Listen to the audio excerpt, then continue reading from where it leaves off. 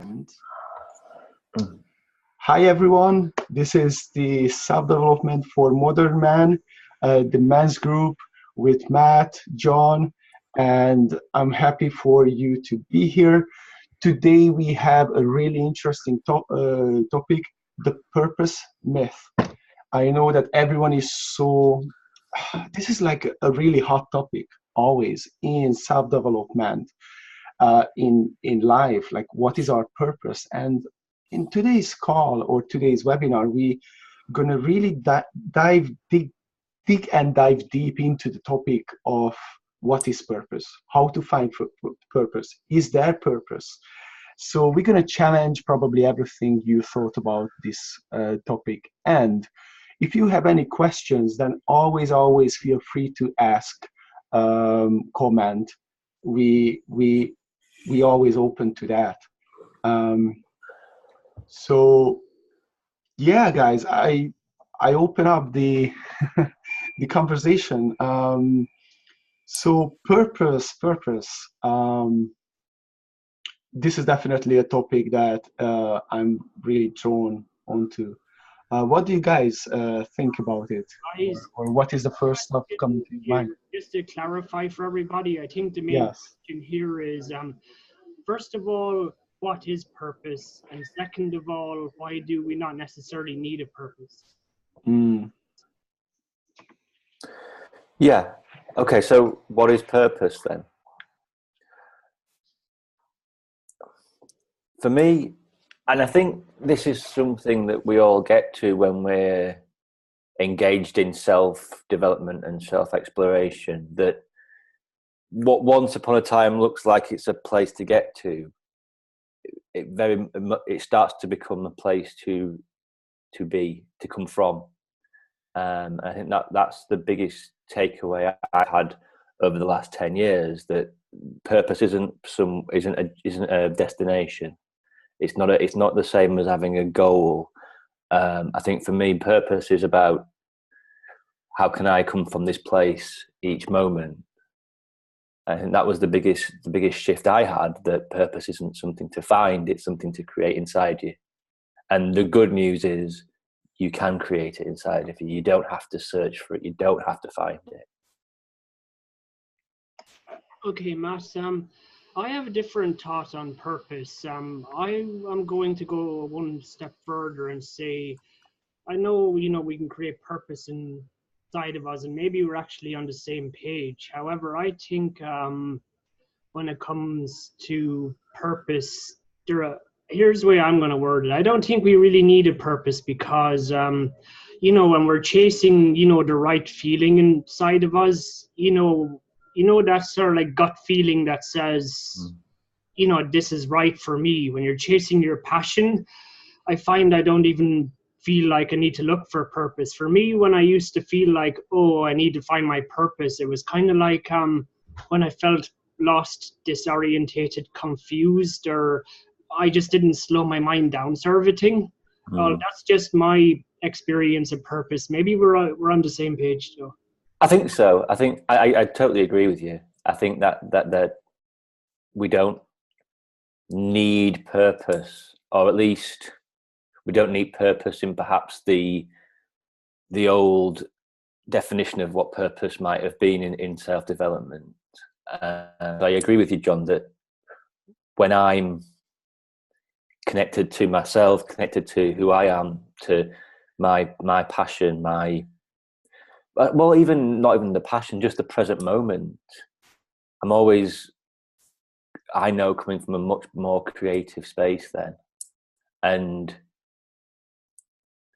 I'm going to go even say that purpose, in the way I see it, shows itself to you when you aren't looking for it. That it is that passion that drives you. It is that inner drive. I like to think it shows itself when we're innocently curious, if that makes any sense. That's when it shows itself for me.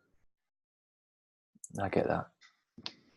What about you, Victor? What are you saying? Yeah, it's totally beautiful what you guys say, and I totally agree.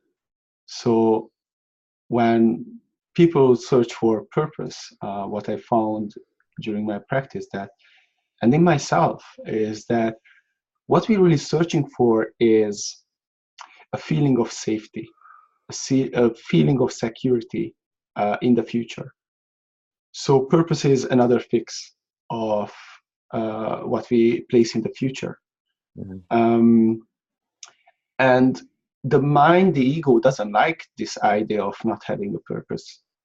So when I'm thinking, I'm not liking that idea because it doesn't give me security living in the moment and not having a purpose. But the paradox part of it is, and this is like with this understanding of who we are, it's the same, and with purpose, it's the same, that when we're willing to just drop into the moment and let the thinking go, when we're willing to do that, somehow this kind of creativity and some kind of purpose will emerge, which is more of a purpose of from moment of moment, more of a purpose of it's just our being. Yeah, I don't want to go too much off tangent, but one thing what came to me, like Eckhart Tolle said, like one level of purpose is like, if I want to drink, my purpose is to, I see the cup, I lift it up, I drink. So it's like the purpose from moment to moment. Mm. Yeah, the first purpose is seeing the cup. The second Yeah. purpose So it's always, it's like switching from I will be happy when I'm already that. And in this, by the way, there is not only happiness, but as you said, creativity, flow. It's just we are so much resourceful in being in the moment than if we're chasing. And I think that's the major shift. What we're talking about is that you still have the same stuff, but if you let the stuff go, you will have more in a strange way. Does it make sense? John, did you have something to say? Sorry. Yeah, but it's just I can't seem to formulate it into words. If you guys want to continue. Well, I completely get what you just said.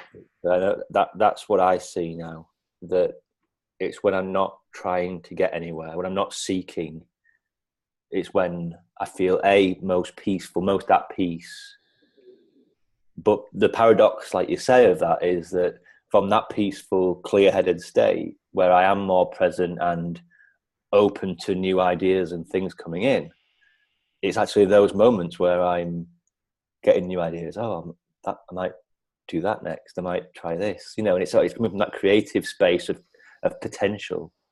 Yeah. And when we're connected too much to a external purpose, we don't have room for all those opportunities and new thinking to appear because we're too focused or we're seeking something external to us too much, that we can't be in the moment and create in that moment. We've already created what we think we want, so there's no potential there anymore.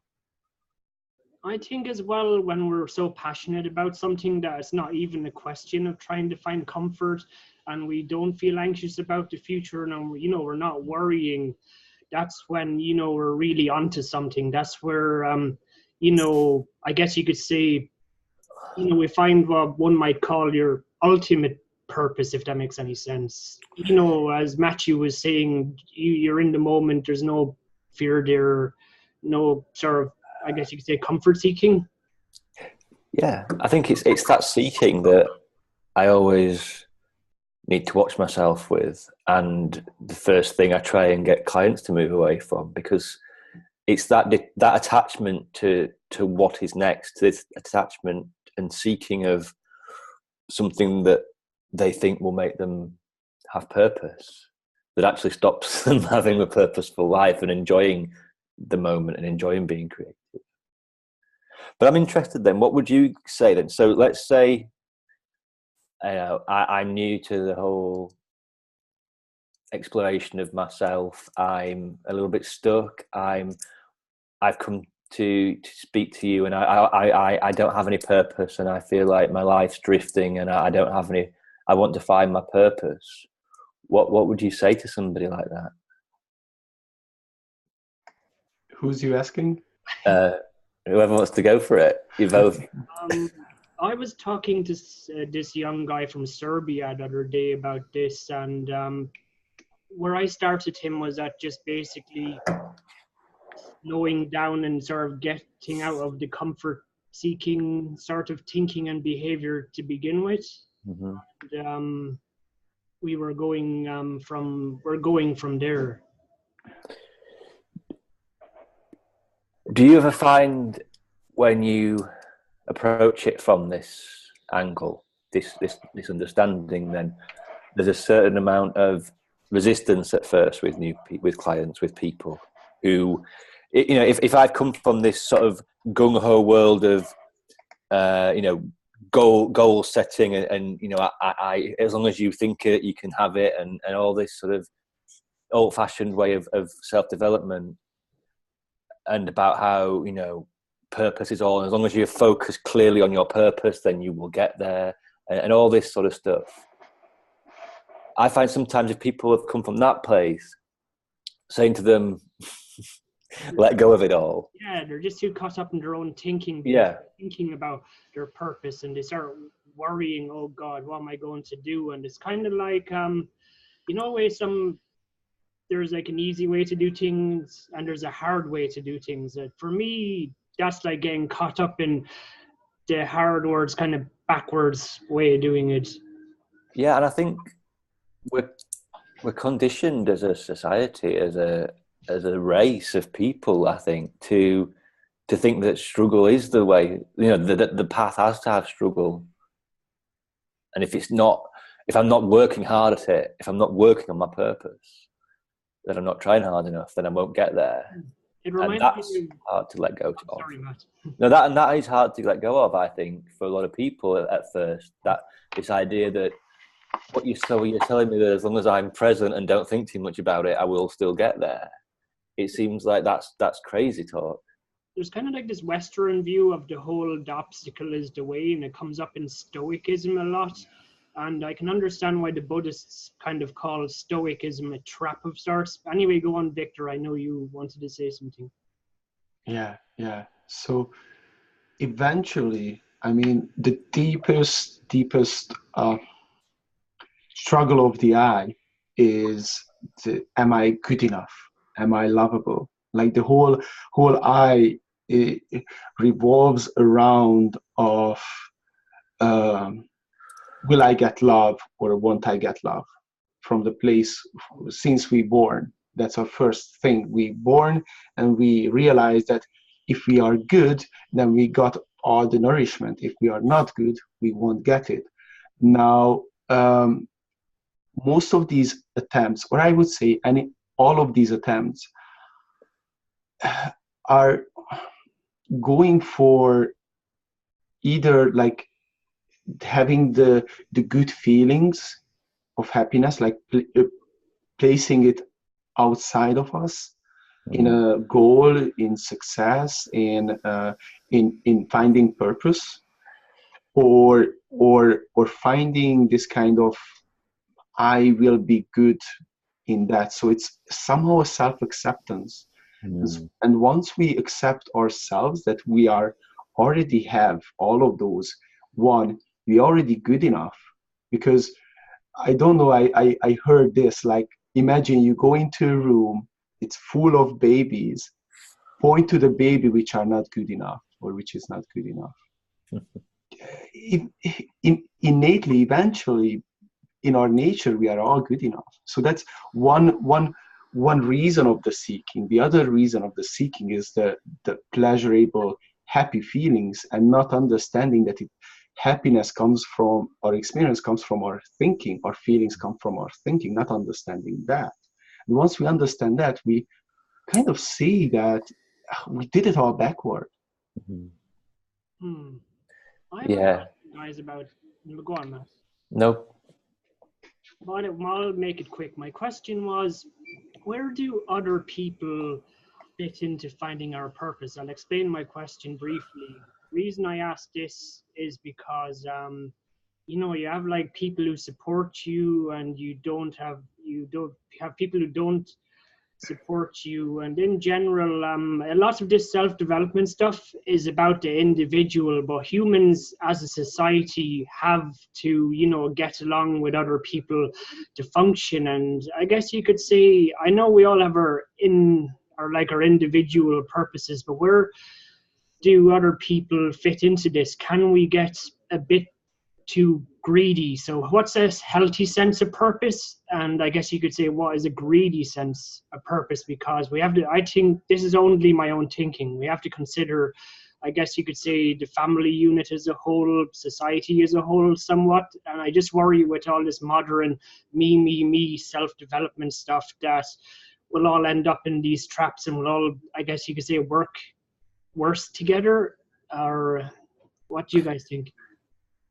I definitely think that there's a danger of getting too self-obsessed, you know, in this world. But then I also see that naturally that fades and makes much less sense as you start to come to terms or understand and sit with what you will find when you look inside, which is that you are enough, you know, that there is no need to seek, that everything you are, you know, is connected to everybody else. And I think that starts to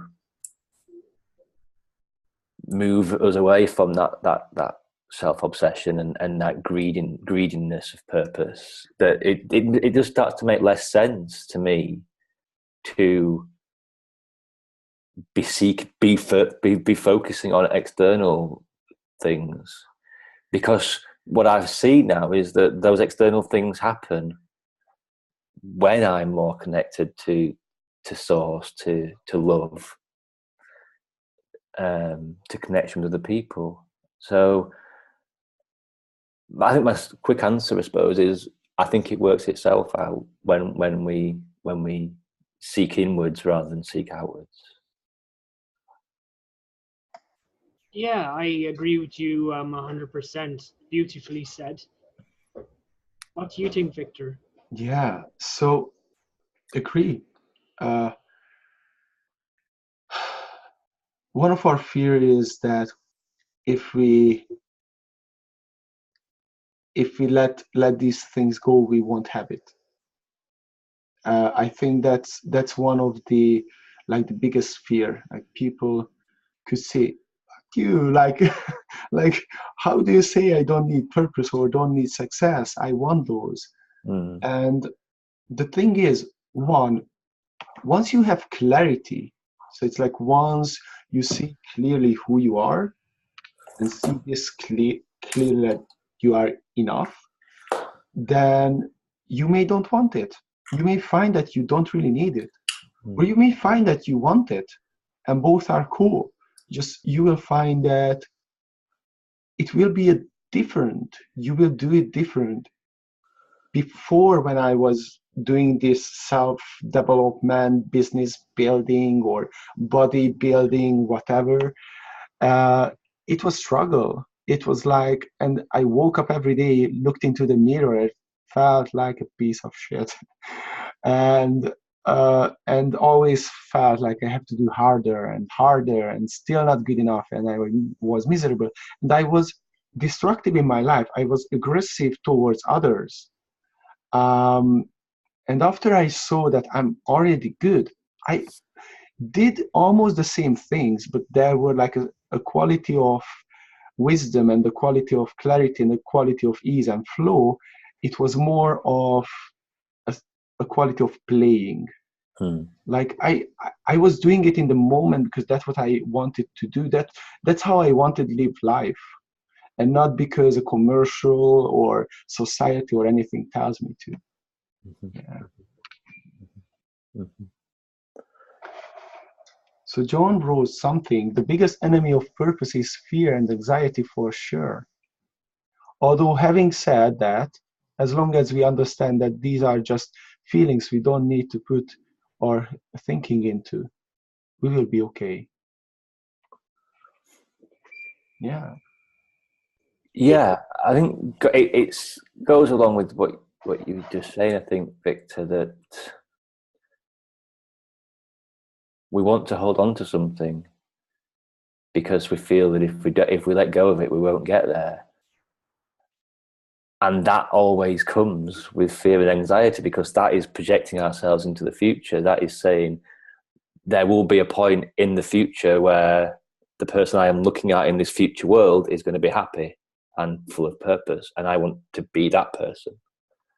We have to realize too that we can't be clingy either. We can't cling on to things, because that's where the anxiety starts sometimes, because as we try to hold on to things, it becomes apparent that sooner or later that thing might go away, it mightn't stay. And the trouble here is, right, the thing actually might stay, but when we actually start fearing that we're going to lose the thing, that's really when the trouble starts.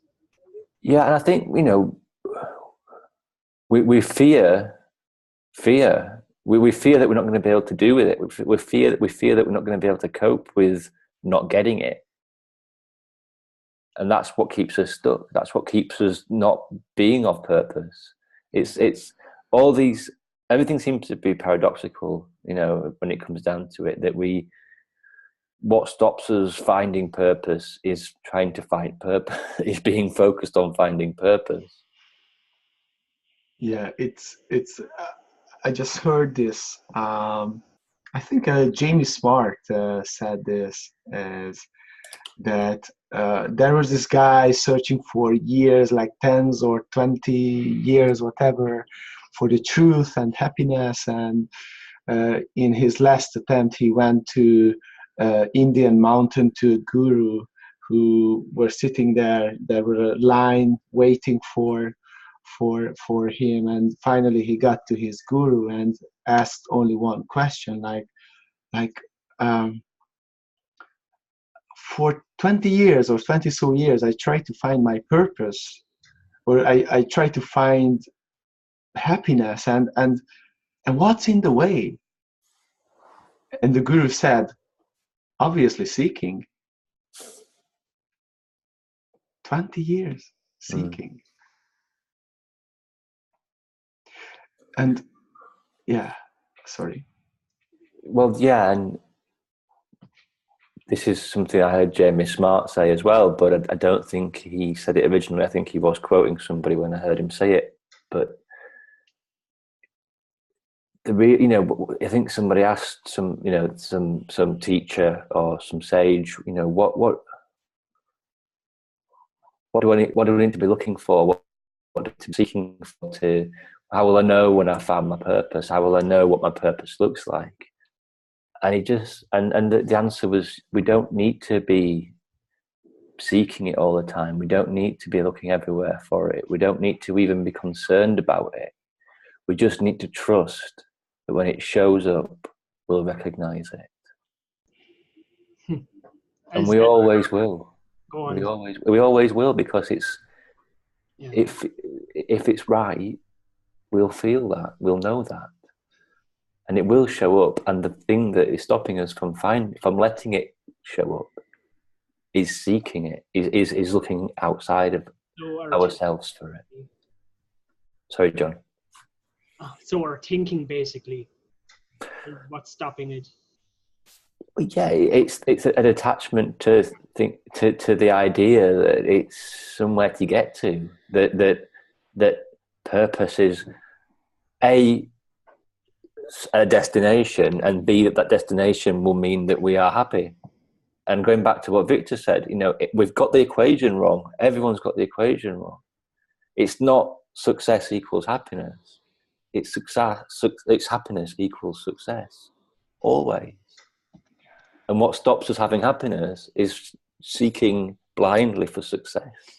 Yeah, I think the interesting thing is that where purpose comes from is in that kind of groundedness, that kind of clarity, that once you let go this kind of it's like clouds on the blue sky. So once the sky clears out, you will see the sun and you will see all the beauty.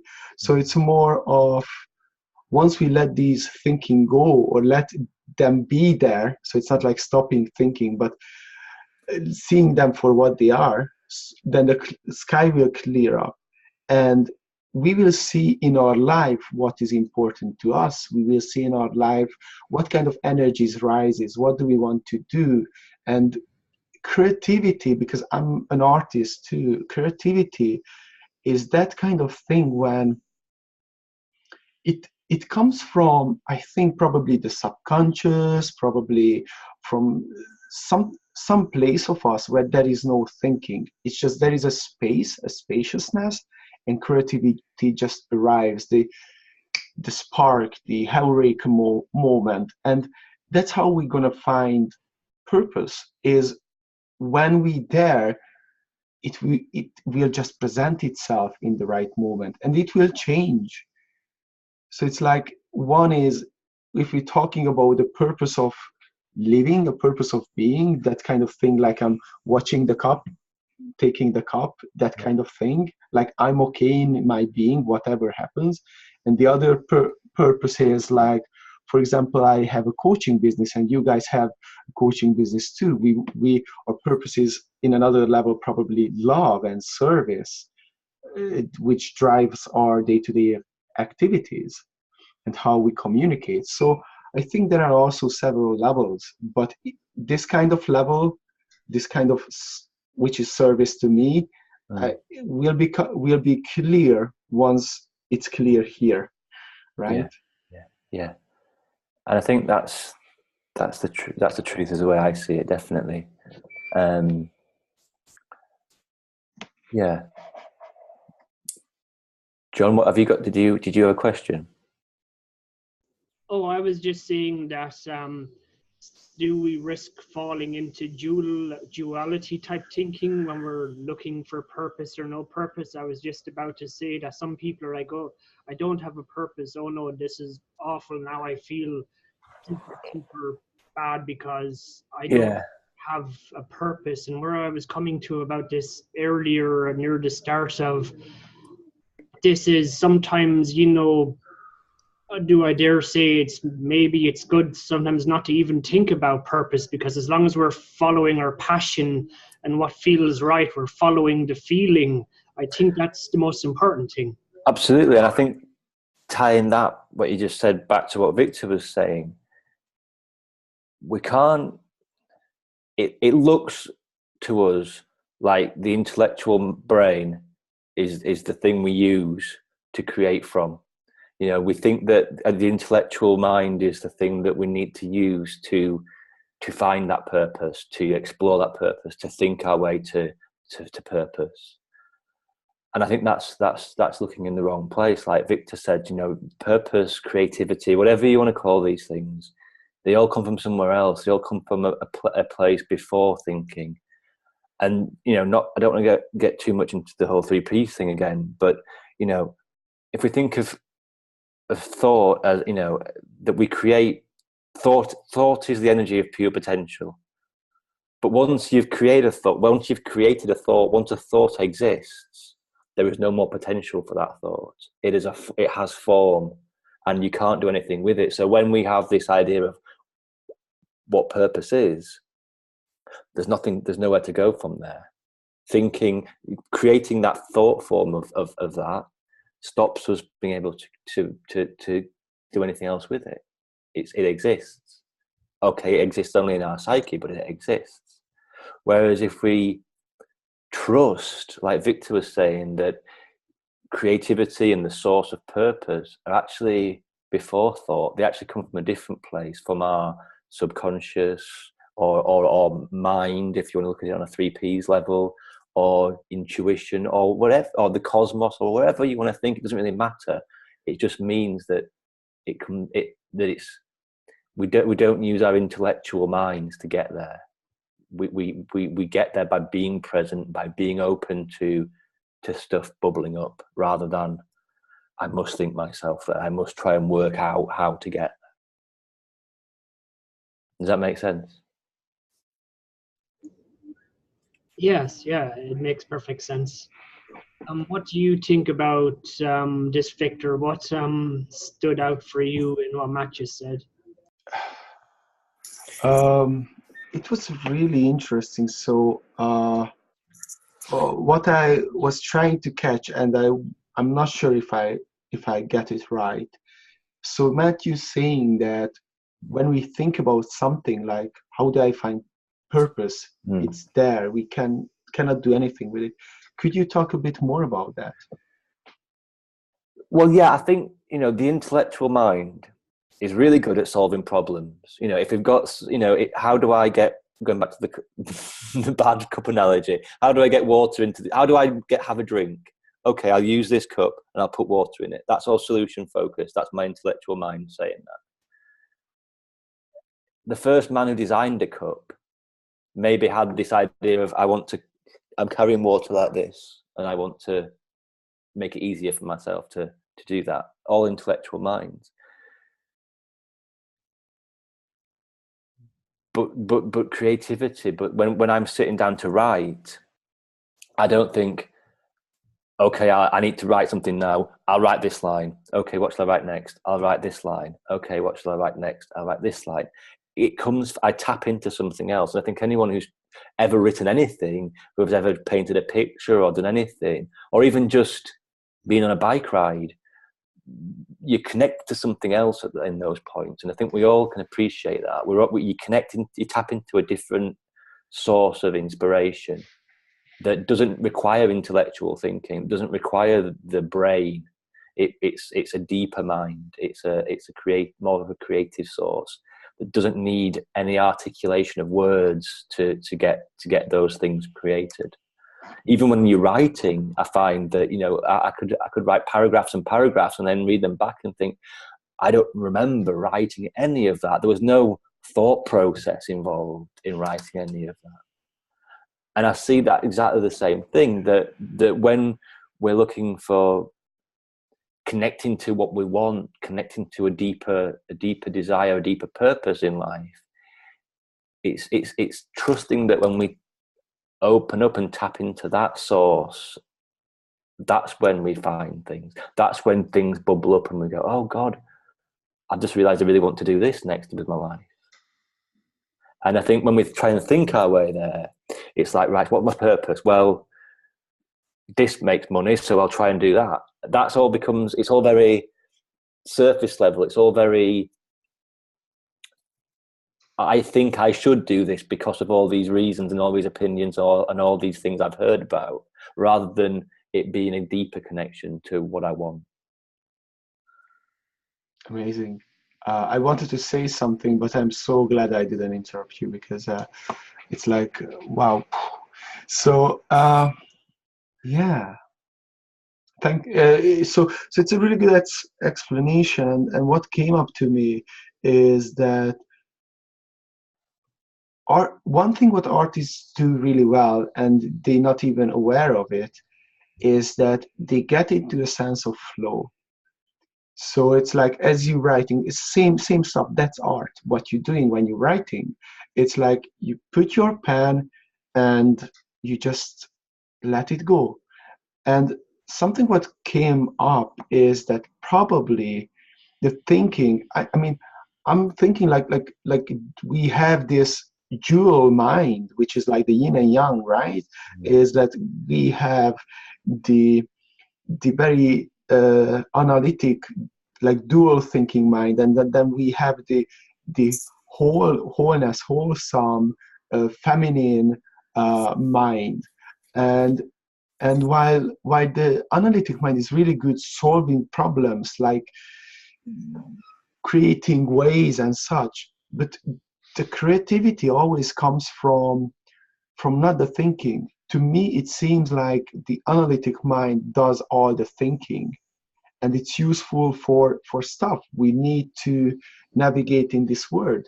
But where we want to live is really that kind of flowing, creative mind. There were a video when a woman had a stroke on her left brain. Mm-hmm. I've read the book. She's got a book about it. Yeah, it's Yeah, amazing. Amazing. Yeah. What's the name of the book? It's called A Stroke of Insight, I think it's called. Yeah, Let me just Google that. yeah. While you talk. Stroke of Yeah. Insight. Is this the I'll one get a who link. couldn't draw before she had her stroke, and after she had her stroke, she could draw amazingly? Or was that another person?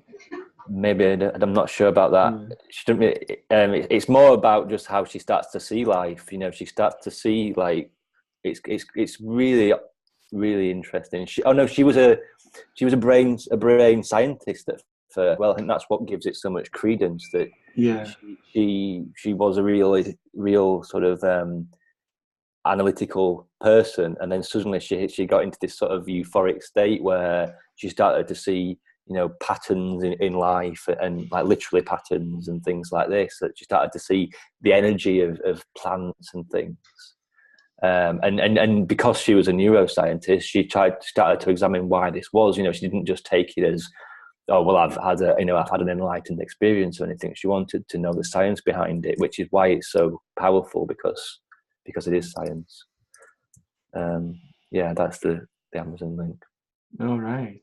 Okay, we're gonna post it in the comment once we post this video. Again, it's a bit off topic, but it's definitely worth checking out. I don't think so. I mean, it's joining to this whole understanding of, or we cannot switch off either of our brain. It's just a mass where electricity, you know, jumps around anyway. So we cannot switch off our thinking, but we can have a different relationship to it. Have you heard of the experiment where the guy had his two hemispheres detached? No. So, yeah. Well, honestly, this is crazy. I might be getting this wrong, but it's something along the lines of, let's go back to the water analogy. Yeah, I think it was a pencil in reality, but basically, so he's got the right hand brain, the left hand brain, and with when he was holding it in his right hand, so the left hand hemisphere was controlling this. Remember, there's no input between both sides of the brain. He's holding it in his right hand, and he goes, oh, well, this is. No, that's right. It was a pencil, and I'll use this as the better. He had a pencil, and he could draw a really nice picture with it, you know, and it was great. And his left hand side of his brain was drawing this picture, and it's brilliant. And then he said to him, "And what is it that you're using to draw with it?" And he said, "Oh, I don't know what it's called." And he didn't have any knowledge of what it was, but he could draw perfectly with it. Then he swapped hands with it. And let's say he was ambidextrous, just for safety's sake. And they said, like, can you draw a picture with this hand? Couldn't draw anything. Didn't even have any way of starting to draw it. But they said to him, "What is it?" "It's a pencil." "Of course, it's a pencil." And it's just crazy that because there was no language, there was no communication between the two hemispheres. One side was shown to be super creative, and one side was shown to be just purely analytical. Well, I thought of a good question. Do you guys think that too much focus on a purpose kills curiosity, because you're so busy like looking for something that you don't have time to stop for curiosity? I know we might have discussed that before. It's a tricky one, isn't it? Because going back to something that you wrote in the chat, Victor, excellence comes from an obsessed commitment. Do we lose motivation without a purpose? I don't know. I don't think it's the same kind of motivation, that's for sure. Yeah. So, but motivation's a state of mind, isn't it? And it's not always conducive for creativity. It's the flow state we want. That isn't motivation. Motivation gets you started. So without having this thought form of my purpose in front of me that I can look at in my mind's eye, do I still go for things? Do I still get driven by things? In a different way, I think. And more fully when it happens. But it isn't the same. It's definitely not the same as I used to be when I was really struggling and striving to make it in any way, in some way. You know, whatever I wanted to do, whether, you know, when I was writing, acting, starting my coaching practice, you know, these were clear goals that I wanted to get to, clear purpose that I had that got me out of bed and doing the stuff I needed to do, but it kept me in a state of discomfort and lack and need and all these things that are really not conducive for being creative and doing good work. So I think, again, it's going back to trusting yourself that purpose will show up for you in a different way, and that you will have the motivation you need to do it when you don't mess with the system too much. Yeah, it's like sometimes we have the wrong purpose if we have up in our mind. Simply we just think that once I have this, that, the money, the car, the fame, whatever, then I'm gonna have what I eventually want, which is happiness, freedom. Freedom is for happiness anyway. So once we grounded in we are already good and we can generate or we not even generate, but it's okay to be ourselves and feel anyway, so we will calm down and feel better or be better. So once we have the clarity, we will find probably a better purpose to kind of live, or deeper. Well, I know I probably went a bit off tangent there. So I mean, maybe not, but I don't think. But it starts to matter less. yeah, And when it matters less, you're open to being creative again. You're open to new ideas appearing because you're not you're not attached to something external to you that you think is going to provide happiness. And I think ultimately, going back to what you said just there and earlier, that's it for me. You know, what is always on the other side of anything we want to do, any purpose or goal that we have that we create for ourselves and look at and say, that's what I want. That is my purpose. What's on the other side of that? It's always peace of mind. It's always freedom. It's always happiness. That's why anyone tries, whether they know it consciously or not. I think that's what drives anyone, is that need for somebody the world, or at least them, to see themselves as being enough, of being worthy.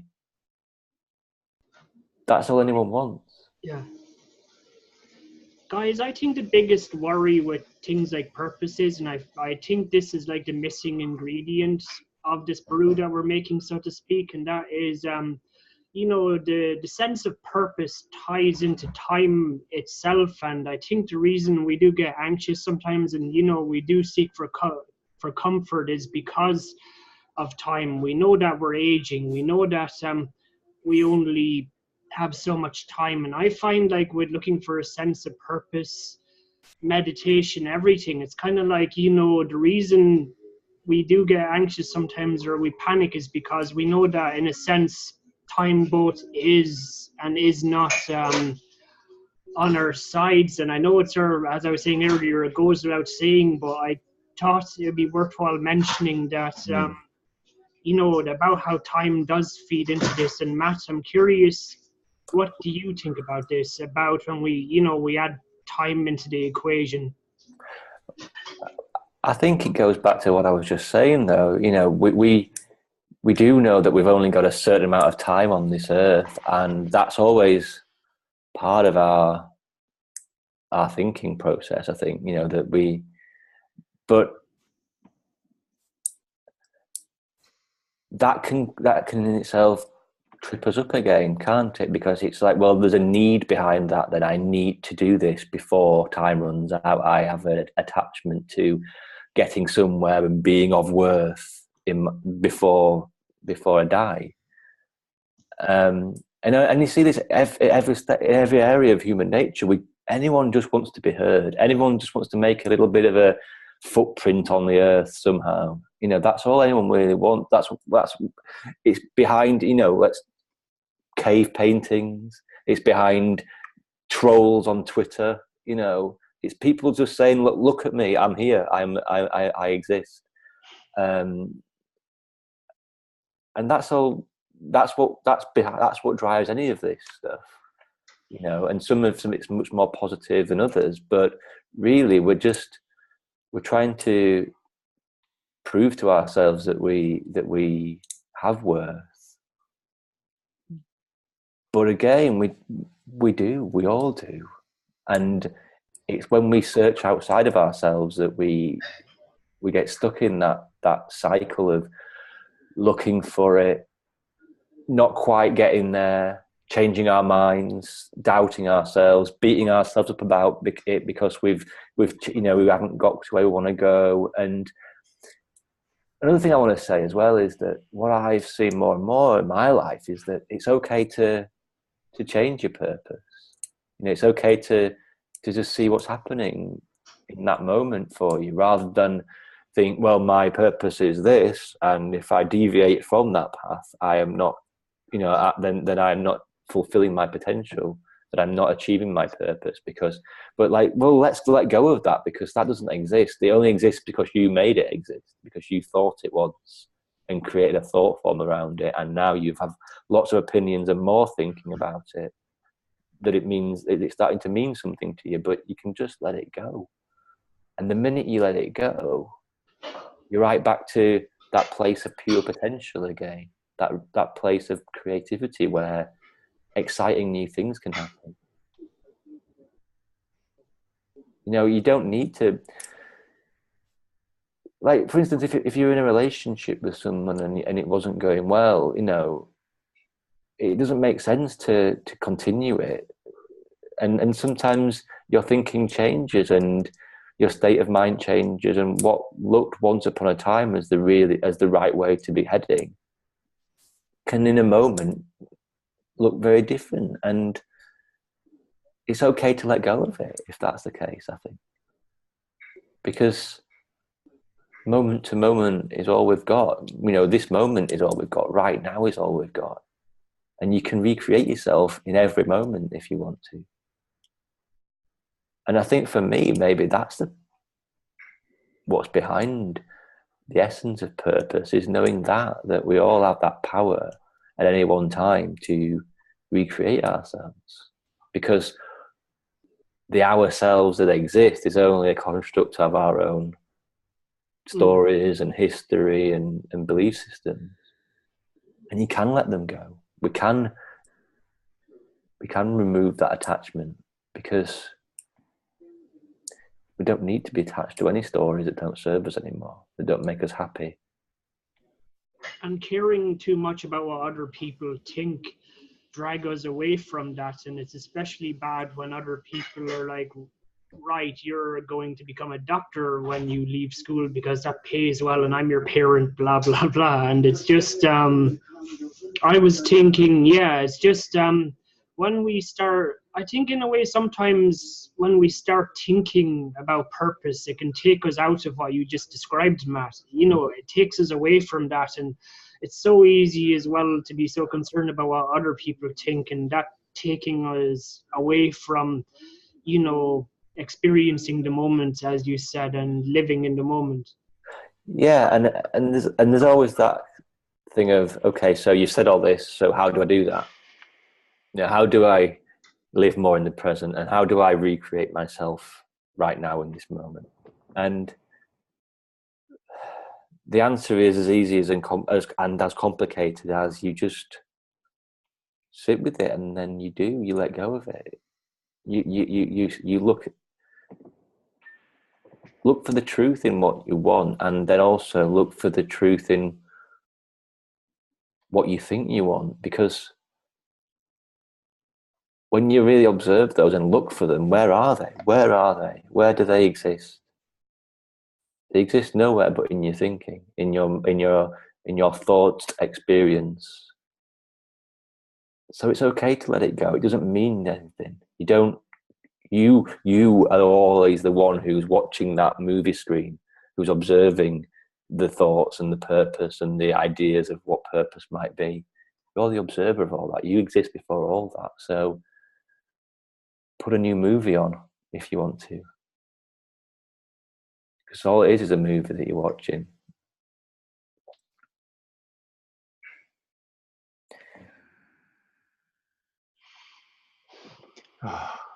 Hey man, we had such a great conversation. I just can't wait to post this out. Um, we really dug deep into this topic. Yeah, and let's keep that conversation going. So if you are watching this after the live webinar, please, give us your comments and ideas and thoughts about what we've been talking about, and about your how you see this, because we'd love to hear how you see this and get a deeper conversation going in the group as well. And feel free to individually tag us if something one of us said particularly stood out to you and you would like one of us to elaborate a bit more on what we said. Yeah, good point. Yeah, we can do a quick video if it requires it or something like that. But yeah, please just keep in the conversation. Let's keep this going, because I think it's a good one and is helpful for a lot of people who. Because I do think this search for purpose can really trip people up and really get people stuck, and I know it did for me for a few years. So let's keep sharing these ideas and our own understanding of what this means. Awesome, And great. most importantly, let's all just have as much fun as possible with this. Yeah. All right, guys, it was awesome to be with all of you, and see you in the next webinar. See you soon. See you guys. Thank you. Bye-bye. Bye bye.